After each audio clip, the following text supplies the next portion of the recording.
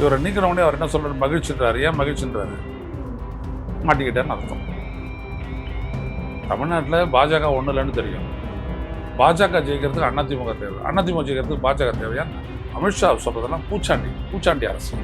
ஒரு சீட்டு கூட இல்லாத ஸ்டேட்டுக்குள்ள போய் இன்னைக்கு ஆட்சி அதிகாரத்தில் அமரக்கூடிய பாஜக தமிழ்நாட்டில் அவங்க வந்து அதிக கவனம் செலுத்தினாங்கன்னா இங்கேயும் அதை பண்ண முடியும். இது கூட எப்படி நடக்குதுன்றது பாலாஜிக்கு தெரியாது.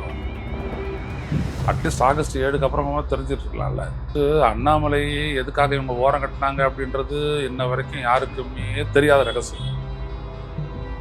அண்ணாமலை நல்லா இருக்கிறாரு, அது மட்டும் என்ன இருக்கு, சிக்கிட்டாங்க, அவ்வளவுதான். சர்மிளா டாக்கிஸ் நேயர்களுக்கு வணக்கம். இந்த நேர்காணலில் நாம் சிந்திக்கிறப்பவர் மூத்த பத்திரிகையாளர் திரு ஐயநாதன் அவர்கள். வணக்கம். வணக்கம். நேற்று கோபிச்செட்டிப்பாளையத்தில் அதிமுகவிலிருந்து பிரிந்து சென்ற அனைவரும் ஒன்றிணைக்க வேண்டும், யார் யாரெல்லாம் சேர்த்துக் கொள்ளலாம் என்பதையும் எடப்பாடி பழனிசாமி அவர்களே முடிவு செய்து கொள்ளலாம் அப்படின்னு அவகாசம், ஒரு 10 நாட்கள் அவகாசம் அல்லது கெடு விதித்தார் முன்னாள் அமைச்சர் செங்கோட்டையன். இப்போ அதற்கு ஒரு ரியாக்ஷனா எடப்பாடி பழனிசாமி அவர்கள் செங்கோட்டையனை கட்சியை விட்டே நீக்கிட்டாரு, அனைத்து பொறுப்புகளிலிருந்தும் நீக்கப்பட்டிருக்கிறாரு.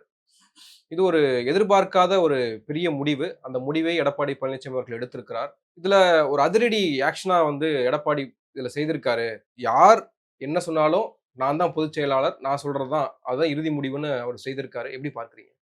கட்சிக்குள்ள தனது பலத்தை தக்க வைத்துக் கொள்ள அவருக்கு நடவடிக்கை எடுத்திருக்கிறாரு. ஆனா ஒரு கட்சி, ஒரு ஜனநாயக பூர்வமான அனைத்து இந்திய அண்ணா திராவிட முன்னேற்ற கட்சி என்ன பண்ணியிருக்கணும் அப்படின்னா, இந்த மாதிரி ஒரு கட்சி தொடர்பான ஒரு முக்கிய பிரச்சனையை நீங்க நேரடியாக செய்தியாளர்கிட்ட பேசுனது தப்பு, ஏன் பேசுறீங்கன்னு விளக்கம் கேட்டு ஒரு நோட்டீஸ் கொடுத்துருக்கணும். அந்த பதில் உடனே ஒரு நடவடிக்கை எடுத்திருந்தாருன்னா இது சரியான ஒரு நடவடிக்கை அப்படின்னு சொல்லிட்டு ஏத்துக்கிறலாம் ஓரளவுக்கு, அது கட்சியினுடைய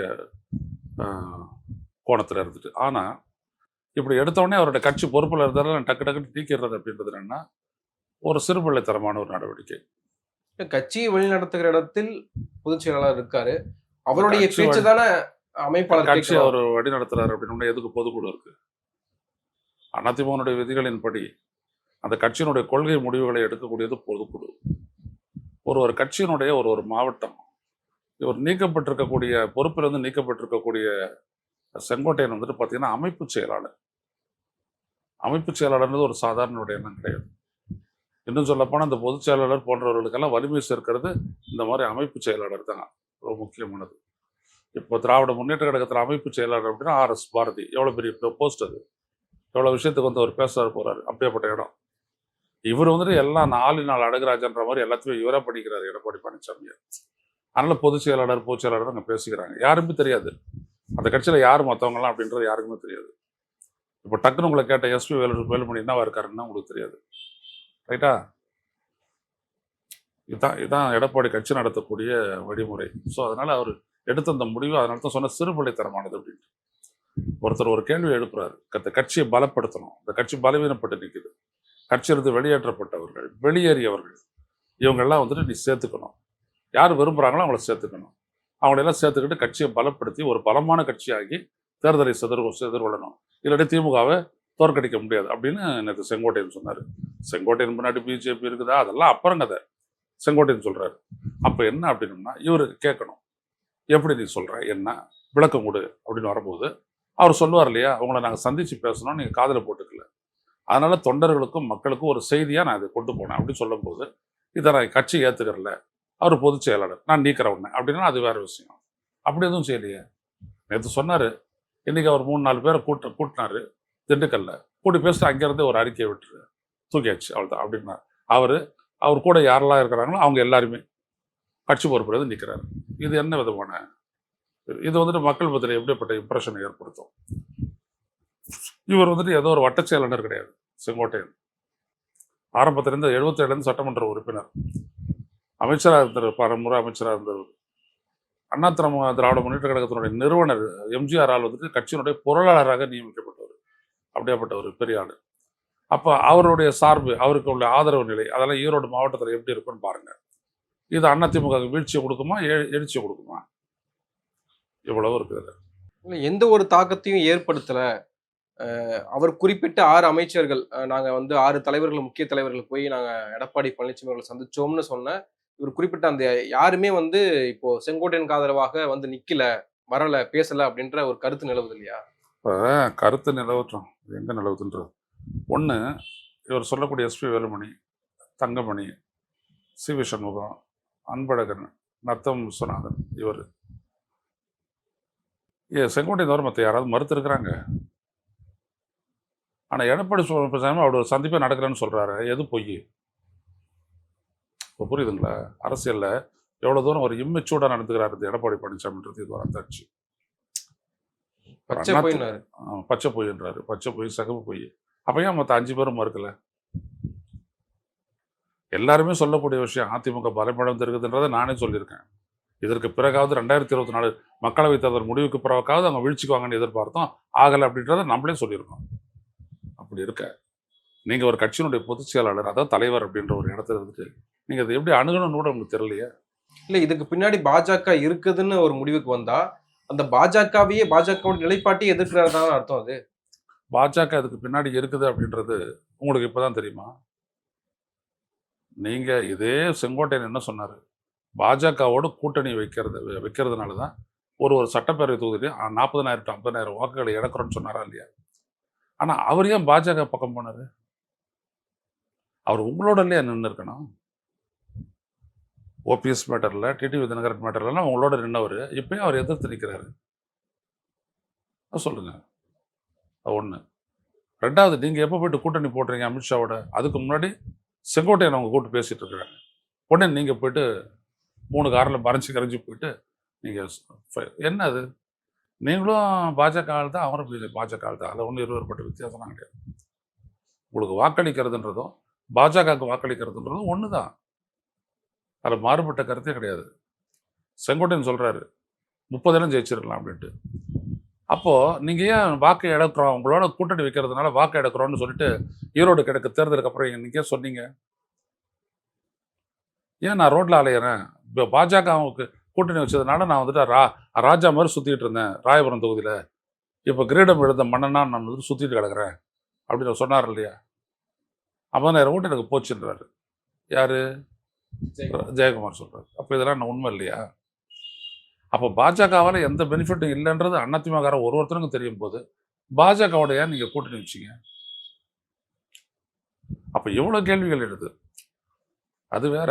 நான் என்ன சொல்ல வரேன்னா, இந்த கட்சியை வந்துட்டு இப்போ கட்சியிலேருந்து எல்லாரும் நீக்கப்பட்டு 2019 மக்களவைத் தேர்தலை சந்திக்கிறீங்க. அப்போ டிடிவி தினகரன் நம்ம மக்கள் முன்னேற்ற கழகம் தனியாக நிற்கிறாரு. நின்று அவர் 22 லட்சம் ஓட்டு வாங்குறாரு. யாருடைய ஓட்டு அது? அதிமுக ஓட்டு தானே. இத்தனைக்கும் 2000 பூத்தில் வந்துட்டு அவருக்கு ஒரு ஓட்டும் இல்லாத இவிஎம்ல சுழிச்சிடுறாங்க.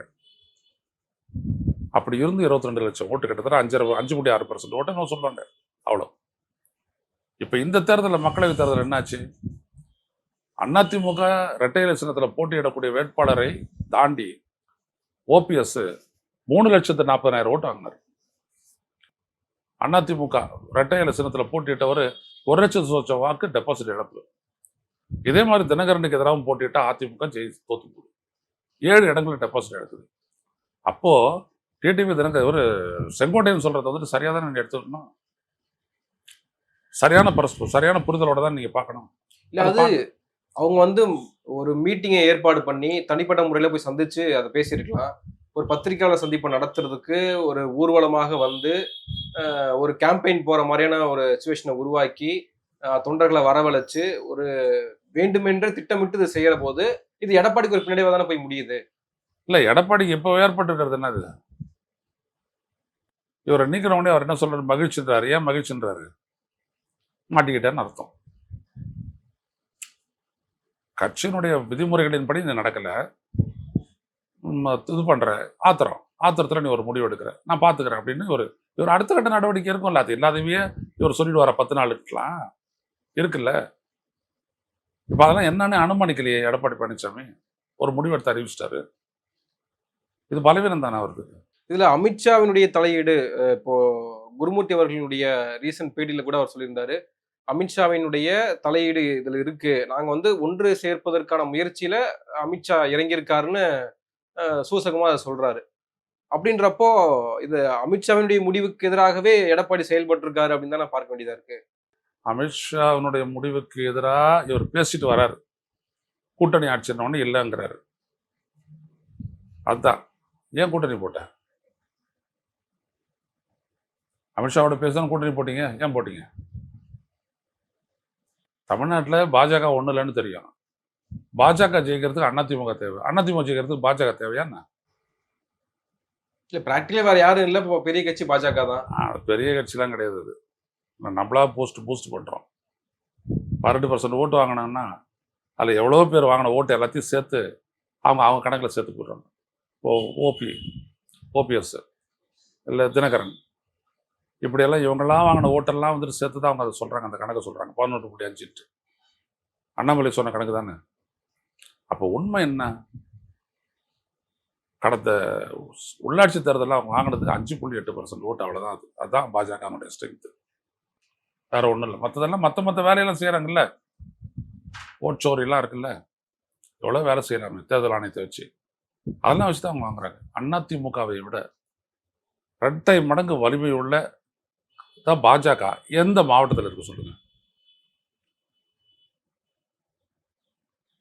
கோவையில் அவர் சேம ராமச்சந்திரன் வந்துட்டு அதிமுக வேட்பாளர் 2,33,000 ஓட்டு, 2 மடங்கு வாங்குறாரு. அண்ணாமலை 4,50,000 ஓட்டு. நம்ப முடியுதா உங்களுக்கு? இதெல்லாம் நம்ப முடியுதான்னு கேட்குறேன். அவங்க அந்த அளவுக்கு கேம்பெயின் பண்ணியிருப்பாங்க, வேலை பார்த்துருப்பாங்க. சரி, நம்புறேன். இதற்கு பின்னாடி எல்லாமே பாஜக தான் இருக்கு. செங்கோட்டையன் பேசுவதற்கு, இப்போ டிடிவி தினகரன் வெளியேறினதற்கு, ஓபிஎஸ் வெளியேறினதற்கு, சசிகலா பேசுவதற்கு எல்லாத்துக்கும் பின்னாடியும் பிஜேபி இருக்கு அப்படின்றப்போ அந்த முடிவுகள் எல்லாம் வந்து அதெல்லாம் உதறி தள்ளிட்டு நான் தனியா தான் நிற்பேன் அப்படின்னு எடப்பாடி நிக்கிறாருல்ல, தன்னுடைய லீடர்ஷிப்பை வந்து ப்ரூவ் பண்றாருல. லீடர்ஷிப்பா? அதிமுக இந்த அளவுக்கு உடைச்சது யாரு? ஜெயலலிதா செத்த உடனே யாரு வந்துட்டு சொல்லி இந்த தர்ம யுத்தம் நடத்தினாரு? நீங்க சொல்லுங்க. அப்படி பாஜக வந்துட்டு அதிமுகவை சிதறடிச்சதை எவராவது ஒருத்தர், இந்த தலைவர்கள் ஒருத்தர், பாஜக தான் எங்களை இந்த மாதிரி படிச்சுன்னு சொல்லி பேசுனாங்களா? இல்ல. ஏன்? சிக்கி இருக்கிறாங்க, அவ்வளவுதான். அதனால யாரும் பேசல. பாஜக வந்துட்டு அதிமுக நல்லா இருக்கும்னு நினைக்க போகுது. அது 2 நோக்கம் தான் பாஜக, அதை சொல்லிடுவோம். ஏன் இன்னைக்கு செங்கோட்டையனை வச்சு அதை பேச வைக்குது அப்படின்னா, சில நாட்களுக்கு முன்னால் கோயில் நகரங்கள் அந்த சட்டப்பேரவை தொகுதிகளினுடைய பட்டியலை கொடுத்து ராமேஸ்வரம், இந்த மாதிரி திருப்பரங்குன்றம், பழனி, திருவண்ணாமலை, இப்படி ஏராளமான திருத்தணி, இப்படி எல்லாம் ஏராளமான திருத்தலங்களுடைய பட்டியல் கொடுத்து ஸ்ரீரங்கம், இதெல்லாம் எங்களுக்கு அலாட் பண்ணிவிடுங்க கூட்டணியில் 16 தொகுதிகள் அப்படின்னு சொல்லிட்டு எடப்பாடிக்கு ஒரு லெட்டர் அனுப்புனாங்க. எடப்பாடி ஒத்துக்கல. அவங்களுக்கு என்னென்னா அந்த 6 தொகுதியிலையும் 16 தொகுதியிலையும் வேலை செய்வாங்கல்ல, அவங்க ஓட்டு சேர்க்குற வேலையெல்லாம் இருக்குல்ல, ஓட்டு சேர்க்கறது, ஓட்டு அடிக்கிறது, எல்லாம் வேலை அதெல்லாம் செஞ்சு ஜெயிச்சு காட்டிடுறது. ஜெயிச்சு காட்டணும்னா தமிழ்நாடு கோயில் நகரங்களிலெல்லாம் பாஜக தான் கோல் வச்சுக்கிறது. ஏன்னா கோயிலில் இருந்து துரத்துனாங்க. மதுரைக்கு பக்கத்தில் இருக்கக்கூடிய அந்த முருகன் கோயிலில் அவங்க பண்ணது பார்த்தீங்க அப்படின்னா, திருப்பரங்குன்றத்தில் துரத்தப்பட்டாங்க பாஜகவினர். அதை கேப்சர் பண்ணணுன்றது அவங்களுக்கு ஆசை. அதுக்காக இங்கே வந்தாங்க. எடப்பாடி என்ன சொல்லிவிட்டாரு? அதெல்லாம் முடியாது, இதெல்லாம் நாங்கள் ஜெயிச்சிருக்கிறோம், இது எங்களுடைய தொகுதிகள் அப்படின்னு சொல்லிவிட்டாரு. அமித்ஷா உடனே கூட்டி பேசுகிறாரு. அங்கே எங்கள் நேற்று செங்கோட்டையன் முந்தா நாள் அவர் பேசுகிறாரு பாஜகவினர், கூட்டணியை ரொம்ப அடுத்தமாக பார்க்காதீங்க, கட்சியை மேம்படுத்துகிற வேலையை பாருங்க அப்படின்றாரு. அப்புறம் தான் நேற்று வந்துட்டு இவர் வந்து பேசுறாரு. ஸோ எல்லாம் திட்டமிட்டது, புரியுதுங்களா? அவங்களுக்கு என்ன, எடப்பாடி தலைமையை வந்துட்டு பலவீனப்படுத்தணும், அப்பதான் அந்த சீட்டு நிறைய அவங்களுக்கு கிடைக்கும். ஓகே, வேற ஒன்றும் இல்லை, வெறும் நெகோசியேஷன் பிரச்சனை தானே அது. நெகோசியேஷன் வேற என்ன இருக்குது?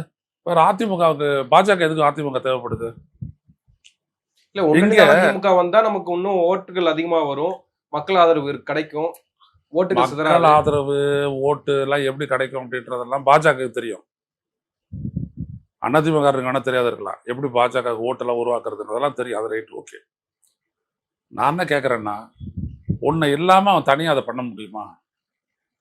வாக்கு திருட்டு எல்லாம் பண்ண முடியுமா? முடியாது. உன்னாட்ட ஒரு பலம் வாய்ந்த சக்தி இருந்ததுன்னா தான் சேர்ந்து அதை பண்ண முடியும். எனவே உன்னை அவன் அழைக்கிறான். அந்த இடத்துல நீ விட்டு தர மாட்டேன்னு நினைக்கும் போது செங்கோட்டையனை விட்டு உட்கலகத்தை விட்டுறாரு. இவ்வளவுதான்.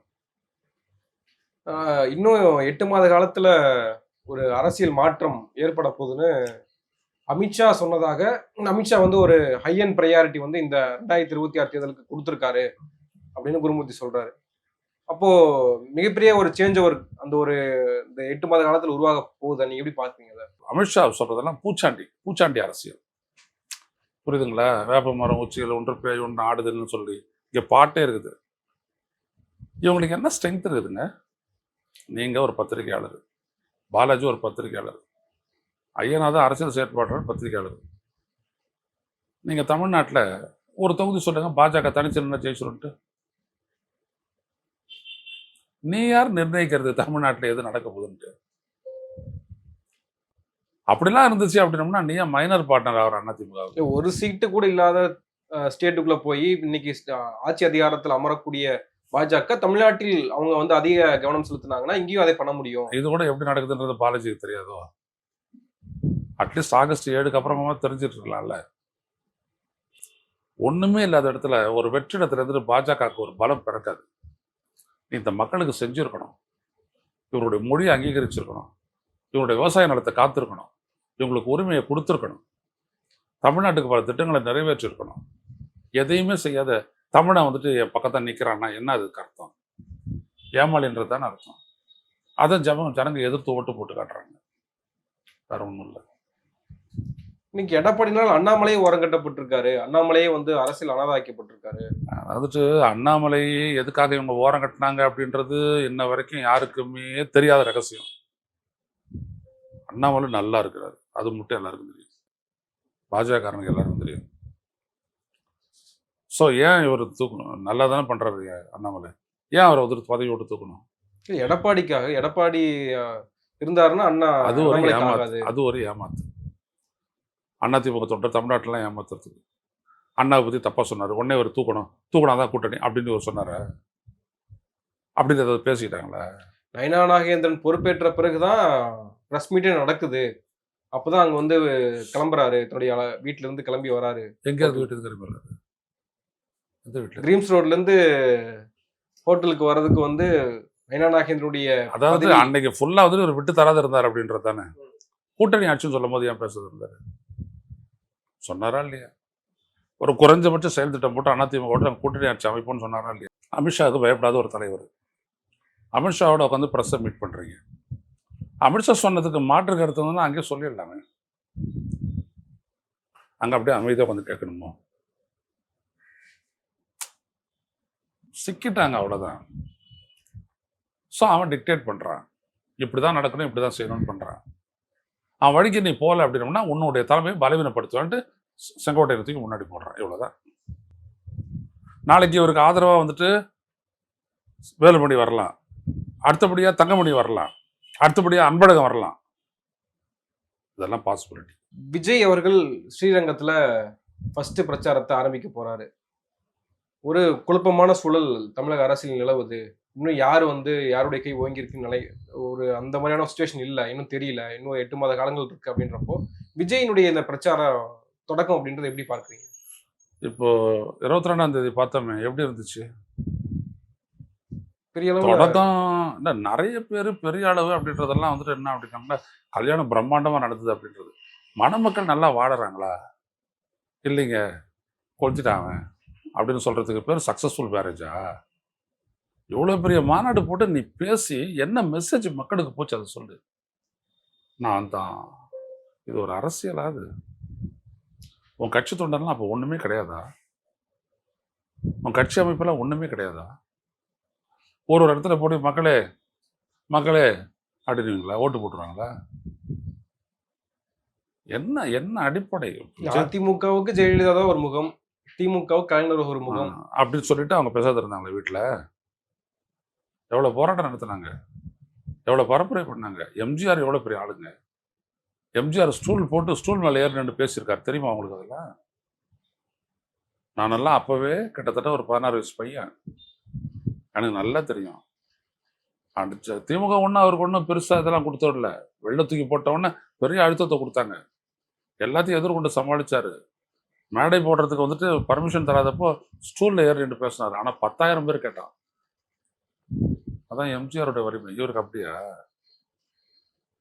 இவர் பூதத்தை கிளப்பி விட்டு பிரசாத் இருக்கிறாரு. இவர் அவ்வளோதான். நான் போனால் நிறைய பேர் சேர்ந்துருவாங்க, அப்புறம் சட்டம் ஒழுங்கு பிரச்சனை ஆகணும், இவரே கிளப்பி விட்டுட்டு பிரசாத் இருக்கிறது. விஜய் வந்துட்டு நிறைய புரிஞ்சுக்கணும். தமிழ்நாட்டு மக்கள் எதிர்கொள்ளக்கூடிய பிரச்சனை, இந்த நாடு எதிர்கொள்ளக்கூடிய பிரச்சனைகளுக்கு எனக்கு நல்ல புரிதல் இருக்கு அப்படின்றத மக்களுக்கு உணர்த்தணும். இல்லாட்டி இவரை கேட்கவே மாட்டாங்க. இவரை பார்க்க வருவாங்க. they don't listen to him. இவரை கவனிக்க மாட்டாங்க. இப்போ 4 ஆண்டு ஆட்சி, திமுக ஆட்சி காலத்துல மக்கள் அதிருப்தியில் இருக்காங்க, கடும் கோபத்துல இருக்காங்க, விலைவாசி உயர்வு ஏற்பட்டிருக்கு, பத்திரப்பதிவுத்துறையில ஊழல் நடந்திருக்குன்னு கமிஷன் அடிக்கிறாங்க, எடப்பாடி பழனிசாமி குற்றம் சாட்டுறாரு. ஏற்கனவே 10 ரூபா அமைச்சர் இப்போ பத்திரப்பதிவுல 10% அமைச்சர்னு விமர்சனம் பண்றாரு.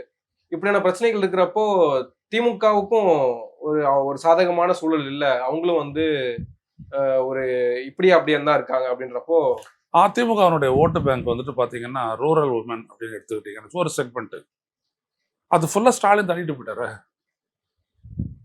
1000 ரூபா சிறப்பு உரிமை தொகை, ஃப்ரீ பேருந்து பயணம், படிக்க போற பெண்கள் பசங்களுக்கு எல்லாருக்கும் 1000 ரூபா மாசம், காலை உணவு திட்டம், மருத்துவம். இந்த 5 விஷயத்துக்கு பதில் சொல்லுங்க. ஜனங்க இதை விட்டு தந்துடுவாங்களா? இந்த இடத்துல தான் இருக்குது பாலாஜி ரொம்ப முக்கியமான ஒரு பிரச்சனை. ஸ்டாலினுடைய ஸ்ட்ரென்த்து இந்த ஆட்சியினுடைய பலனை அனுபவிக்கிறவங்ககிட்ட இருக்குது. திரு எடப்பாடி பழனிசாமி குற்றச்சாட்டு அரசியல் பண்றாரு. போன முறை பாஜக தோத்ததுக்கு காரணமே இதுதான். நீங்க குற்றச்சாட்டு அரசியல் பண்றீங்க. மக்கள் இன்னைக்கு இருக்கிற இந்திய அரசியல்ல இவர் யோக்கியமானவர், இப்ப விஜய் நேர்மையாளர் அப்படி சொல்லி பாருங்களேன். சும்மா சொல்லி ஒரு போட்டு பாருங்க ஃபேஸ்புக்ல எவ்வளவு ரியாக்ஷன் வருதுன்னு பாருங்க. தெரியும் இவரை பத்தி அப்படின்னு என்னெல்லாம் போடுறாங்கன்னு பாருங்க. இருந்தாலும் ஒரு மாற்றம் வரட்டும். மாற்றம் எப்படிங்க? ஒண்ணும் இல்லாத ஒரு வெற்றிடத்திலிருந்து ஒரு மாற்றம் வேற ஒருத்தர் தூக்கிட்டு வந்து அந்த இடத்துல உட்கார வச்சா மாற்றம் வந்துருமா? அவரால் என்ன செய்ய முடியும், என்ன தெரியும் அவருக்கு? சொல்லுங்க பார்ப்போம். பல ஆண்டுகளாக திராவிட கட்சிகள் ஆட்சி நம்ம பார்த்துட்டோம், இவங்களுடைய பிரச்சனைகளை பார்த்துட்டோம். ஒரு புதுசா ஒருத்தர் வரட்டுமே, அவர் வந்து கொள்ளை வேணா அடிச்சுட்டு போட்டோம், ஆனா புதுசா ஒருத்தர் வரட்டுமே, என்னப்போ? அப்படிலாம் யாரும் நினைக்க மாட்டாங்க. நீங்க நினைக்கிறீங்களா அவரை வேணா கொள்ளையடிச்சு போட்டு? யாரும் நினைக்க மாட்டாங்க. மக்களுக்கு வந்துட்டு ஒரு நம்பகத்தன்மை ஏற்படணும். ஒருத்தர் மேல அபிமானம் யார் மேல வேணாலும் இருக்கலாம். இப்ப எனக்கு விஜயகாந்த் மேல அபிமானம் இருக்கு. இல்லை, இளைஞர்கள் பைட்டு கொடுக்குறாங்க, அதனால அதுல பாக்குறப்போ அவங்க அப்படி சொல்றாங்க. இல்ல, அதுங்க வேலை இல்லாதவங்க, அவங்க எதை வேணாலும் சொல்லுவாங்க. கொள்ளையடிச்சுட்டு போட்டு போயிடுவாங்க, அள்ளிட்டு போட்டு போயிடுவாங்க. சென்னை துறைமுகத்தை வித்துட்டு போனா அதனால என்ன தப்பு, விஜய் எவ்வளோ செஞ்சிருக்கிறாரு அப்படிலாம் சொல்லலாம். அவங்க சொல்லலாம். நம்ம என்ன சொல்லுவோன்றதை பாருங்க. ஒரு நம்பகத்தன்மை ஏற்படணும்ல விஜய் மேல, அது எங்கேருந்து ஏற்படுன்றதை மட்டும் சொல்லுங்க. ஏதோ விஜய் கூட இருக்கிறவங்களுக்கெல்லாம், அதாவது விஜயனுடைய கட்சி தொண்டர்களுக்கெல்லாம் அரசியல் தெரியாதுன்னு நான் சொல்ல வரல. அவங்களுக்கு அந்த நிர்வாகிகளுக்கெல்லாம் தெரிஞ்சிருக்கு அரசியல். இவருக்கு தான் தெரியல. நான் தான் போயிருந்தேன்ல அவங்களுடைய அரசியல் பயிலரங்கத்துக்கு, அதெல்லாம் எனக்கு தெரியும். இவருக்கு தான் தெரியல. அரசியலை உள்வாங்கிக்கணும். ஒரு பிரச்சனையை உள்வாங்கிக்கிட்டு என்ன தீர்வுன்றதை நீங்கள் வெளிப்படுத்தும் போது தான் அவங்க மேலே ஒரு நம்பகத்தன்மை ஏற்படும். ஆனால் இவர் ஃபுல்லாக வந்துட்டு ஷூட்டிங் பாணியிலே இருக்காரு. குல்லா போட்டு லுங்கி கட்டி கஞ்சி குடிக்க போகிறாரு. இங்கே பார்த்தீங்க அப்படின்னா மோடிஜி அலர்ஜி அப்படின்னு பேசுகிறாரு. இப்போ அவர் வந்துட்டு ஸ்டாலினை வந்துட்டு அங்கிள் அப்படின்றாரு. இதெல்லாம் கிடையாது. இதெல்லாம் அங்கே அந்த முன்னாடி இருக்கிறவங்க பேர் சிரிப்பாங்க, அவ்வளோதான். மற்றபடி வேறு எதுவுமே நடக்காது. சிந்திக்க வைக்கிற மக்களை. ஏன் இவங்களுக்கே போடணும், இவ்வளோ நல்லா பேசுகிறாரு, இவ்வளோ நல்ல விஷயங்களை சொல்கிறாரு, இவருக்கு ஒரு இடம் கொடுப்போம் அப்படின்னு நினைக்கணும்.